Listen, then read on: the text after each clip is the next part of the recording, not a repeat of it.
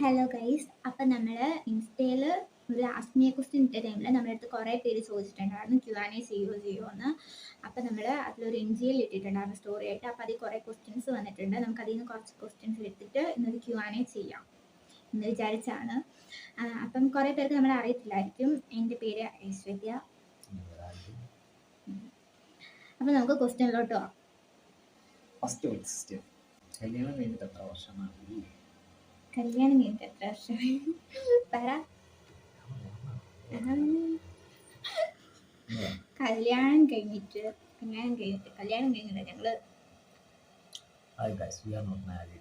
ഞങ്ങള് ഓടിപ്പോയതാ. അപ്പം ഓടിപ്പോയതല്ല, രണ്ടുപേരും യോജിപ്പിച്ചു വന്നു. Okay, of course. അപ്പൊ അങ്ങനെ നോക്കിയാ സെപ്റ്റംബർ 23 ആണ് ഞാൻ കൂടെ വരുന്നത്. അങ്ങനെ നോക്കുമ്പോ ഈ സെപ്റ്റംബർ 23 ആവുമ്പത്തേനും 2 വർഷമാവും. നിങ്ങൾ ഒരു ക്ലാസ്സിലല്ലായിരുന്നോ? നോ, ഞാൻ സയൻസും ഹ്യൂമാനിറ്റീസും ഒരു ബന്ധമില്ലായിരുന്നു. ഞാൻ അങ്ങ് 3rd ഫ്ലോറിൽ, ഇവൻ ഗ്രൗണ്ട് ഫ്ലോറിലും ആയിരുന്നു. സ്കൂള് വിടുമ്പോ കാണും, സ്കൂളിൽ വരുമ്പോ കാണും, ആ ഒരു ഇതേ ഉള്ളായിരുന്നു. What about intercaste marriage? ഒന്നുമില്ല.